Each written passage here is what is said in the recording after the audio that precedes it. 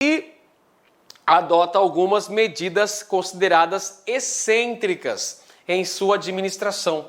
Dentre elas, a proibição do uso de biquíni nas praias, o uso de maiôs cavados nos desfiles de misses no Brasil. O nosso amiguinho aqui, o Jânio Quadros, afirmava que estava defendendo a moral e os bons costumes do Brasil. Proibição de rinha de galo, proibição do uso de lança-perfume no carnaval. Então, são medidas excêntricas, né? Medidas de pouco cunho assim, político, podemos dizer. Medidas que não tinham grande relevância. Um fato importante do curto governo Jânio Quadros, curto governo porque durou apenas 7 meses. Ficou no governo de janeiro a agosto de 1961. A mais importante ação foi a criação do Parque Nacional do Xingu naquele ano. A política externa de Jânio Quadros é outro fator relevante que você precisa estudar, viu, gente? O contexto histórico é o da Guerra Fria. E Jânio Quadros adotou uma política externa marcada por uma posição independente, aqui no contexto da Guerra Fria. Ele reatou relações diplomáticas com países do bloco socialista, a União Soviética, a China, Cuba de Fidel. Promoveu também o apoio à autodeterminação dos povos, apoiou aí a política, a defesa da independência das antigas colônias na Ásia e na África. Mas o que culminou ali, pessoal, o que entornou o caldo foi a condecoração do guerrilheiro que havia participado da Revolução Cubana junto com Fidel Castro, o Ernesto Che Guevara.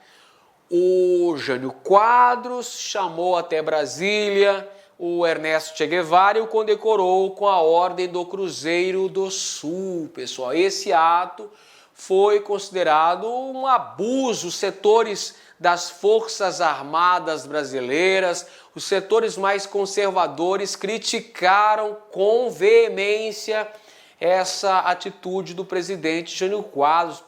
Entendeu? Jânio Quadros está abrindo as portas do Brasil para o comunismo, onde já se viu, esse presidente está deslocado.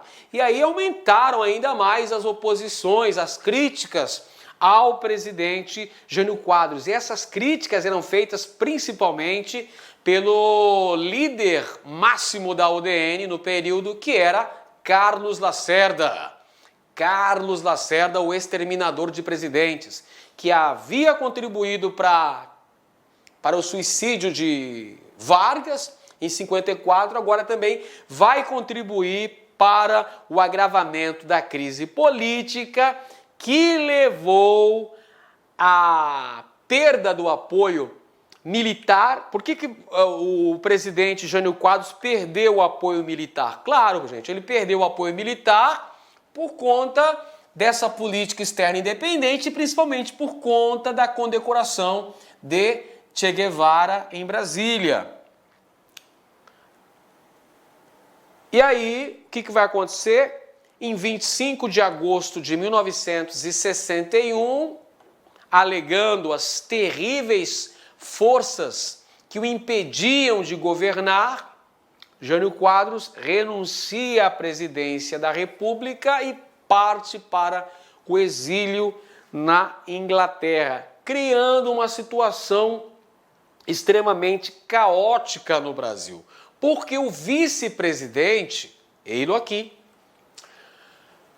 o João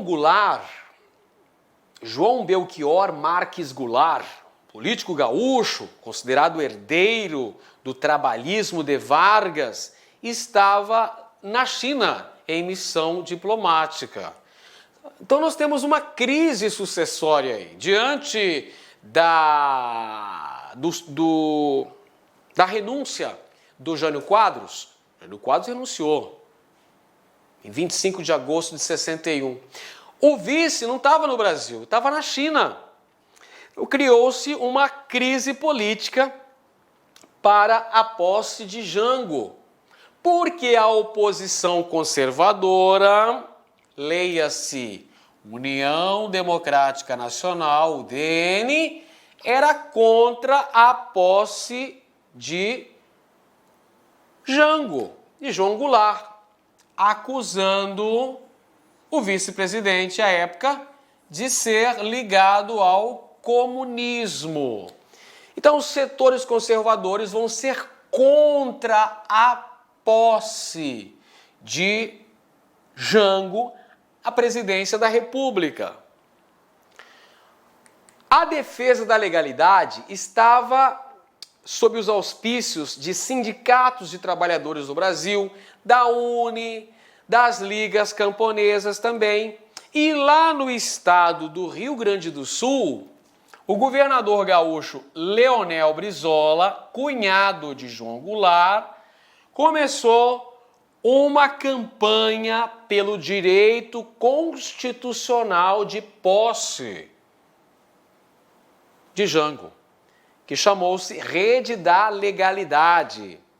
E aí, pessoal, basicamente o Brasil esteve à beira de um conflito militar envolvendo os favoráveis ao direito de posse de Jango, no caso, sindicatos, a União Nacional dos Estudantes, as ligas camponesas, os setores mais progressistas da classe média, e o governador do Rio Grande do Sul, Leonel Brizola, contra os opositores, industriais, setores das camadas dominantes, a UDN, alguns setores das Forças Armadas brasileiras que também eram contra a posse de João Goulart, porque viam nele o perigo do crescimento de ideias comunistas no Brasil. Então criou-se uma crise muito grande para a posse do presidente.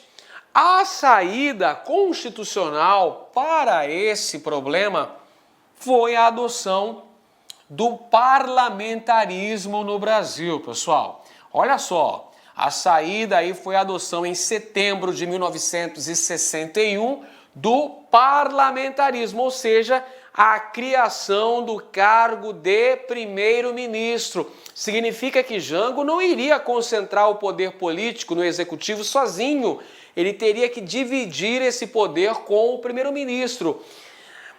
E o primeiro-ministro foi Tancredo Neves. Tancredo Neves, então, dividia esse poder político executivo com João Goulart. Isso para garantir a posse de João Goulart em setembro de 1961. João Goulart, que era considerado o principal herdeiro político de Getúlio Vargas, um representante importante do trabalhismo no Brasil. Ele vai promover controle estratégico dos setores econômicos nacionais e vai tentar conciliar a iniciativa estatal com a ação do capital nacional.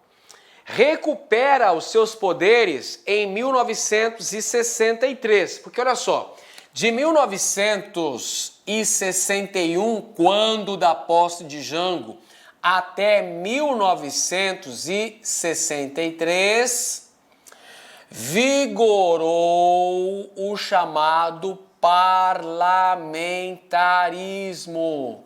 Parlamentarismo, ou seja, o presidente da República dividia os poderes com o primeiro-ministro. Em 1963, foi realizado um plebiscito. A população foi chamada às urnas para decidir se queria a continuidade do parlamentarismo ou se desejava o retorno do presidencialismo no Brasil. A população foi às urnas e votou pelo retorno do presidencialismo. É assim que Jango, contando com o apoio do ex-presidente JK, conseguiu recuperar os seus poderes. Acabou o parlamentarismo no Brasil com a vitória do presidencialismo no plebiscito realizado no ano de 1963. Então você pode dizer que João Goulart vai tentar colocar em prática o seu plano de governo para valer a partir de 1963, porque é a partir daí que ele tem os seus poderes restabelecidos, seus plenos poderes restabelecidos enquanto presidente da República. E aí ele vai adotar uma política basicamente nacionalista. Olha só as medidas arrojadas que Jango estabeleceu. Lei de remessa de lucros de empresas estrangeiras ao exterior, aprovada em 1963, tentando limitar a remessa de lucros das empresas estrangeiras estabelecidas no Brasil. Claro que essa medida contrariou os interesses do governo dos Estados Unidos. Plano Trienal de Desenvolvimento, contando ali com a colaboração do ministro Celso Furtado. Crescimento econômico nacional, controle da inflação e uma política externa independente. Olha só, olha os grandes problemas enfrentados aí por Jango, seu governo, era controlar a inflação bastante elevada no país desde a época de JK, e ele manteve essa política externa independente. Essa política externa independente que vinha desde Jânio Quadros continuou no governo do presidente Jango, João Goulart. A grande proposta do governo Jango foram as chamadas reformas de base. Vamos lá. Grande medida implementada aí no governo Jango são as chamadas reformas de base. João Goulart, o presidente João Goulart, vai fazer uma defesa intransigente das chamadas reformas de base, que, segundo o governo, seriam medidas que visariam promover o desenvolvimento econômico e social do Brasil. Essas reformas de base é um conjunto de medidas que visavam promover reforma agrária no Brasil, reforma educacional, reforma eleitoral, reforma tributária e reforma urbana. Olha só, reformas de base, conjunto de medidas que visavam promover um desenvolvimento econômico e social do Brasil. Reforma agrária, pessoal, mexer na grande propriedade improdutiva, fazendo então distribuição dessas terras para camponeses desprovidos da posse de terra. Então já mexeu aqui no interesse dos latifundiários, já mexeu num vespeiro aqui o Jango. Reforma educacional, medidas com vistas a combater o analfabetismo do Brasil, inclusive apoiado nas ideias do Paulo Freire. Reforma eleitoral no Brasil também, moçada, ou seja, mudanças, reforma política, reforma eleitoral no Brasil, inclusive dando direito ao voto aos analfabetos. Essa era a proposta. Reforma tributária no Brasil, elevação dos impostos para as camadas mais ricas, estabelecimento de imposto sobre riqueza. E reforma urbana no Brasil, com vistas à construção de casas populares, não é? Incentivo ali ao combate aos bolsões de miséria existentes nas grandes cidades brasileiras. Como se percebe, as reformas de base eram medidas bastante arrojadas que, se fossem implementadas, poderiam promover uma série de mudanças no Brasil, porém que iam na rota de colisão com os interesses das camadas dominantes, mexer com a propriedade da terra, tributar riquezas, não é? Todas essas medidas aí eram consideradas aí medidas meio que comunistas. A oposição criticava muito o Jango. Falava, pô, Jango é comunista esse camarada aí. Essas reformas de base é papo de vermelhinho, é coisa de comunista. Então, olha só, nesse contexto em que o presidente João Goulart vai tentar fazer essas reformas de base, ele vai granjear muitos inimigos políticos. Ao mesmo tempo que ele vai ter o apoio de entidades de esquerda, como sindicatos, as ligas camponesas, a UNE, perfeito? Para tentar só implementar esse trator, trazendo as mudanças, mas ele vai ter uma série de pedras no caminho, não é? Por exemplo, quando tenta implantar a reforma agrária, um monte de pedras, um monte de obstáculos no caminho do presidente. UDN, PSD, grandes latifundiários, setores da imprensa, o capital estrangeiro, o governo dos Estados Unidos, todos eles como adversários do presidente João Goulart. Olha a crise política aqui do governo, pessoal.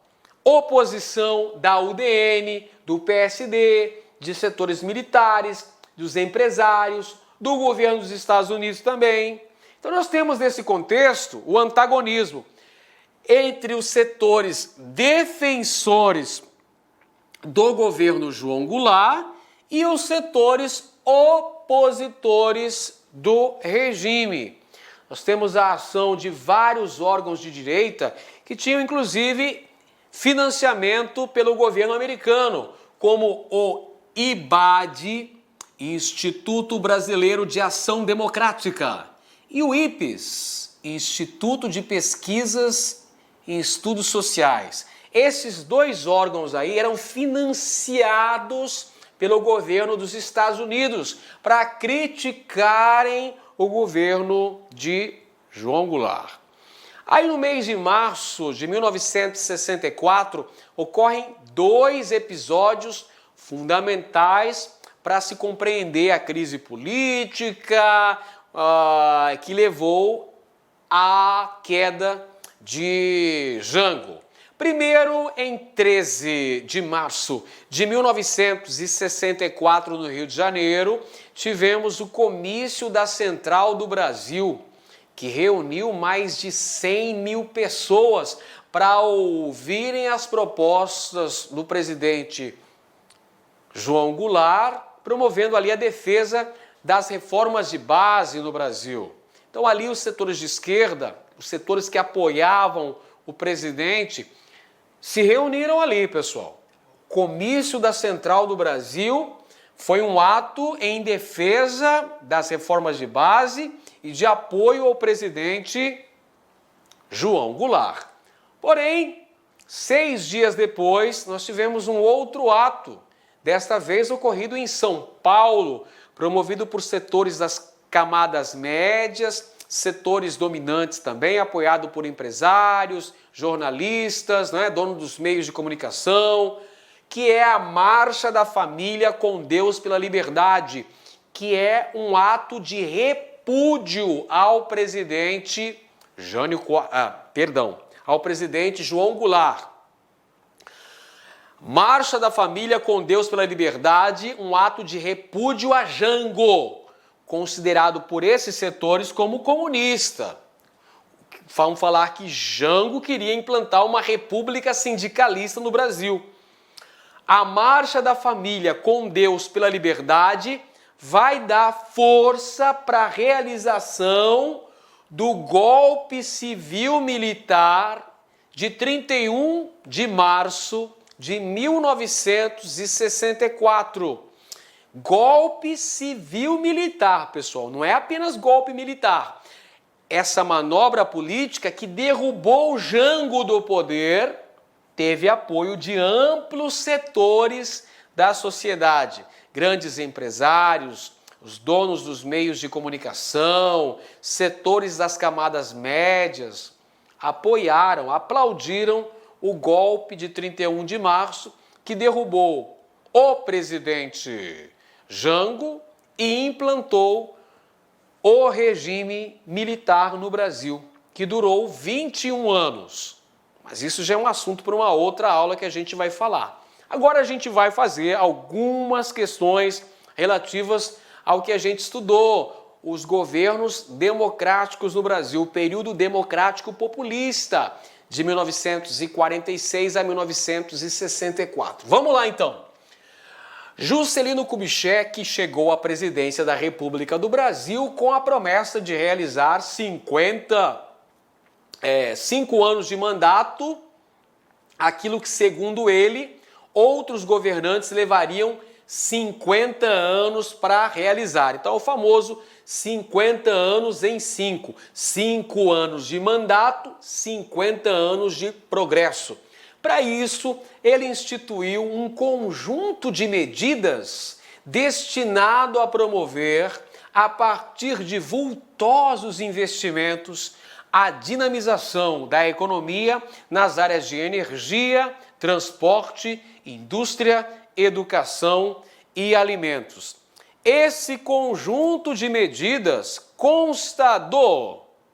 Vamos ver. Letra A.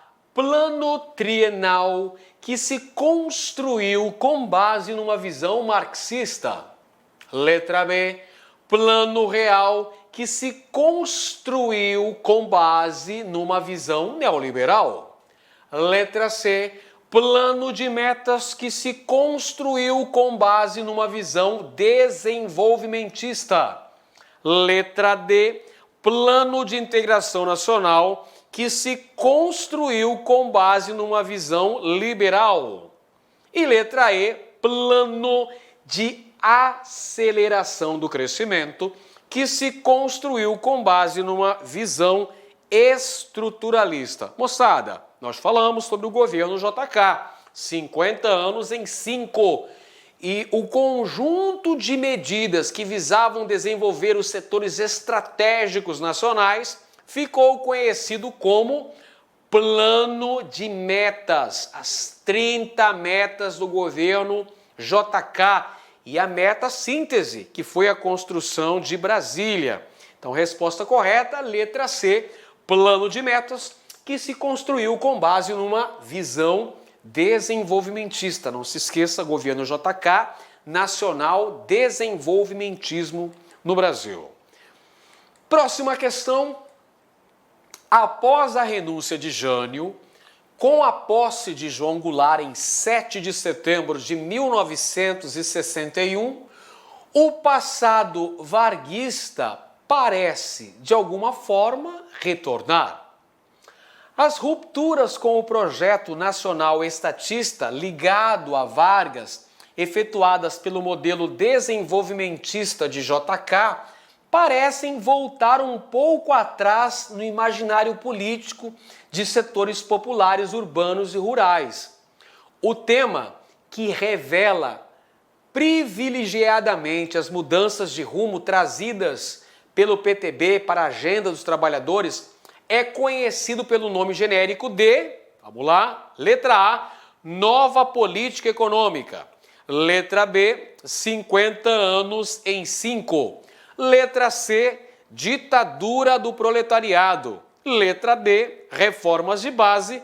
E letra E, nova república. Pessoal, como é que se chamou o conjunto de medidas que seriam tomadas no governo de João Goulart? Reforma agrária, educacional, tributária, urbana, eleitoral. Lembra o nome? Reformas de base. A alternativa correta, letra D de dado. D de Deus também. Vamos lá. Próxima questão aí, moçada, no pique. Vamos nessa. Presidente brasileiro acusado de, vamos sublinhar aqui essa expressão em aspas, abrir a porta para o comunismo internacional com um rápido crescimento político, discursava em defesa da moralidade, em nome do combate à corrupção. Já ficou mais fácil para você compreender, né? Para ficar mais fácil ainda, só faltava ele colocar aqui que o símbolo de sua mãe era uma vassourinha. Mas você já compreendeu que presidente é esse, não é? Que foi eleito em 1960. Letra A, Getúlio Vargas. Letra B, João Goulart. Letra C, Juscelino Kubitschek. Letra D, Costa e Silva. Letra E, Jânio Quadros. Resposta correta aí, pessoal. O presidente que foi acusado de abrir as portas do Brasil para o comunismo internacional, que fazia um discurso autoritário, moralista, de combate à corrupção, tinha a vassoura como símbolo. Quem era ele? Jânio Quadros, a esperança desse povo abandonado. Jânio Quadros é certeza de um Brasil moralizado. Letra E, resposta correta. Próxima questão, vamos lá. Tem uma charge aí. Observe a charge. A charge mostra aqui jogadores de futebol americano. Jogadores de futebol americano. Aí temos os balões aqui com as frases. Qual a tática? O outro responde: marchar com Deus e a família pela liberdade. Você compreendeu aí? Essa charge aqui que mostra, olha só, jogadores de futebol americano. Jogadores de futebol americano. E a tática? Marcha com Deus e a família pela liberdade. Você já tem um contexto histórico aí. 1964. Ela aponta para o momento da história brasileira. Que momento é esse? Vamos ver? Alternativa A. Renúncia do presidente Jânio Quadros e início da ditadura civil. Pessoal, é sobre esse assunto que está falando aquela charge? Marcha da família com Deus pela liberdade. É o contexto de crise do governo Jango, governo João Goulart, que levou ao golpe militar. Tudo bem? Letra B. Deposição do presidente Vargas terminando com o Estado Novo. Não, definitivamente não é essa. Queda de Jango que fecha o ciclo do intervalo democrático. Os governos democráticos. Sim. Aí sim. Letra D. Estratégia de apoio ao presidente Jango contra a ditadura militar. Não. A marcha da família com Deus pela liberdade foi um ato de repúdio ao presidente Jango, considerado por aqueles setores conservadores como comunista. Letra E. Pressão da sociedade contra Vargas durante o Estado Novo. Não, gente. Aquela charge faz referência a um movimento de oposição ao presidente Jango, que levou à ocorrência do golpe militar de 31 de março de 1964, fechando o ciclo democrático no Brasil. Questãozinha legal agora para você. Observe atentamente as imagens. Me dê imagens. Olha só, primeira imagens. Olha só, vamos prestar atenção. Primeira imagem, tá aqui, pessoal, o comício da Central do Brasil. Tá aqui, ó, reformas de base, reforma agrária, defesa do PTB. Isso aqui foi um ato de apoio ao presidente Jango, realizado no Rio de Janeiro em 13 de março de 64. Agora, olha para a imagem de baixo. Com Deus pela liberdade. Marcha da família com Deus pela liberdade. Não ao comunismo. Comunismo não. Governo corrupto. Comunismo não. Esse aqui é uma foto da marcha da família com Deus pela liberdade. Um ato contra o governo João Goulart, contra as reformas de base. Então, percebeu? Um ato favorável ao governo, um ato contrário ao governo.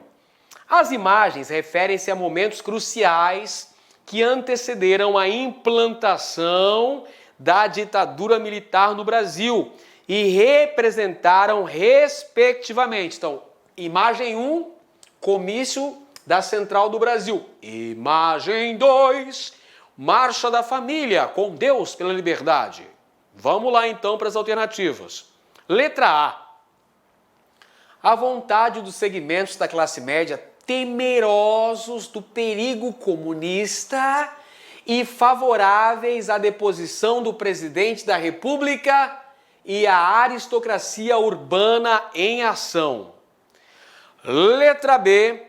Uma resposta ao comício da Central, durante o qual Jango anunciara seu programa de reformas de base e o protesto contra a morte do estudante Edson Luiz de Lima. Letra C. Os eventos para mobilizar as massas em apoio ao comício das reformas de base, ocasião em que Jango mandaria uma mensagem aos parlamentares de todo o Brasil. Letra D. O comício de Jango na Central do Brasil e a reação, alguns dias depois, dos setores mais conservadores que demonstraram indignação às palavras e aos gestos do presidente. E letra E. O movimento populista insuflado pelos parlamentares do PTB e do PSD, que exigia a reforma agrária, e os protestos dos proprietários de terra exigindo indenização pelas terras perdidas. Gente, você viu, imagem 1, comício da Central do Brasil, defesa da reforma de base. Imagem 2, Marcha da Família com Deus pela Liberdade contra o governo João Goulart. Então a resposta correta está aí na letra D. A imagem 1 mostra o comício de Jango na Central do Brasil e a imagem 2 é a reação de alguns setores mais conservadores que estavam indignados com as palavras e os gestos do presidente. Letra D de dado, D de Deus, galera! É isso aí, moçada! E terminando a nossa aula, eu deixo uma mensagem especial para você que acompanhou a nossa aula do início ao fim, que está se preparando com foco, força e fé, com dedicação, com perseverança. O verdadeiro guerreiro sabe que só tem 2 opções: vencer ou morrer tentando. Pessoal, é só com muito esforço, com muita dedicação que você vai conseguir atingir os seus objetivos. Não desista, enfrente, tenha perseverança que a sua vitória vai chegar. Por mais que seja difícil, não significa que seja impossível. Basta dedicação, basta empenho, basta disciplina para que as suas metas sejam definitivamente alcançadas e você tenha a sua aprovação com nomeação.